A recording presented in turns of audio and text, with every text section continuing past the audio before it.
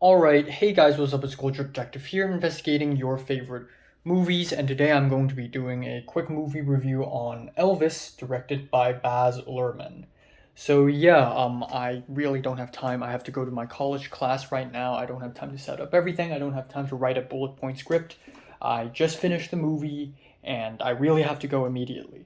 So, yeah, I just finished watching Elvis, which is a movie that came out in 2022, directed by Baz Luhrmann. Apparently, this is his first film since The Great Gatsby back in 2012. So this is his first film or back in 2013. So this is his first film in 9 years. So there probably has been a lot of build up to this film. First of all, let's talk about what I like about Elvis first. Austin Butler. I think he is fantastic as Elvis Presley. He really nailed. I mean, I haven't seen a lot of interviews and performances by Elvis Presley. I don't know his music barely enough, beyond Jailhouse Rock and Hound Dog and The Wonder of You. Because thank you, JoJo. Um, but yeah, Austin Butler really nailed his accent, his movements, his looks, and apparently his voice changed because he played Elvis too much. Um, so there is that. Some people are saying his voice changed simply because he grew up, but it does happen when an actor tries to play a character so much so that his voice or their voice or and their mannerisms change because of how much they have acted this role. It does happen, so it's really great to see the level of dedication that Austin Butler has for playing Elvis. Great performance, I really like it. Another thing is, I think the cinematography for the most part is really good. Some of the shots, especially during the parts where Elvis Presley is performing, is really beautiful, really well lit, very ambitious, very maximalist. But these are the only two great things I can say about this movie, unfortunately. Because, what the heck did I just watch? So, this movie, it's like a 2 hour and 40-minute long montage. The whole movie feels like one gigantic montage. The editing is really, really choppy. The camera movements are super fancy. It goes all over the place. It constantly jumps here and there. I feel like I've been watching a music video for 2 hours and 40 minutes straight. And it's exhausting as hell. And it's so fast paced. It's so fast paced. Some of the scenes in this movie are like a minute long, some are seconds long, some scenes here are 2 minutes long, 3 minutes long. They're really short.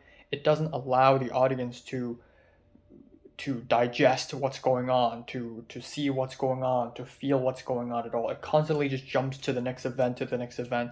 It's basically a Wikipedia page of Elvis Presley, but absolutely condensed.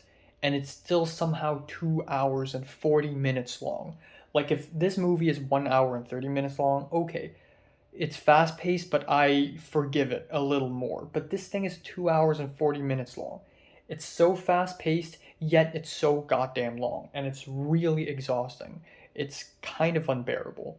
And sure, there are fast paced movies out there with a lot of crazy edits and shots, and I love them, such as the films of Park Chan-wook, films like Old Boy and The Handmaiden. I really love them because Park Chan-wook still has such a prose and such a rhythm to his editing and his film cinematography, so much so that it still logically makes sense. It still gives room to breathe for the audience. But Elvis doesn't do that at all. It's just bam, here's a scene. Bam, this is the next scene. Bam, bam, bam, bam, bam, bam, bam.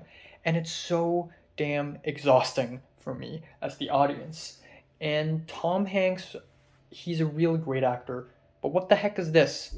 What the heck is this accent? This goofy, "Oh, Elvis Presley was my boy. Ah, he will be the star of the show." It's just. And also these like trippy sequences, like in the beginning where he's like an old man and he has gambling addiction, so he's speaking to the camera, breaking the fourth wall while he's like playing with the lottery machines, and the screen is kind of like there's like a distortion effect, and it's a Dutch angle. It's just so ridiculously dramatic. And another issue I have with this film is the score. Because aside from the Elvis Presley songs, we have a score and a soundtrack as well. In the first, in one of the scenes in the earlier part of this film, there's trap rap part of the score, which is really freaking weird because trap rap isn't a thing in the 1950s. You know that, right?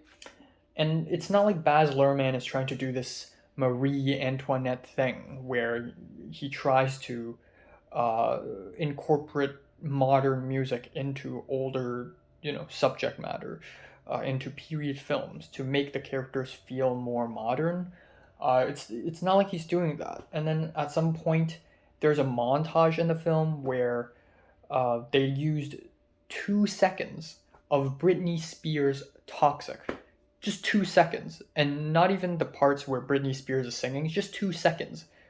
Like what does that mean? Why? Again, it's just too fast. There are really big important moments in Elvis Presley's life, like the passing of his mother, and that scene was like 2 minutes long. Like, how am I supposed to feel anything about that? And there's also literally no purpose in Tom Hanks being the main character. Ultimately, the main character, the character with the most screen time, is still Elvis Presley. So I don't know why is that. I just didn't enjoy this movie. Not really. I appreciate the performances. I appreciate the maximalism. I appreciate the production size, but it's kind of a disappointment for me, unfortunately. Feeling a strong 4 to a light 5 out of 10. So have you seen Elvis? Comments below, let me know. Subscribe if you want more. Thanks for watching. I gotta go.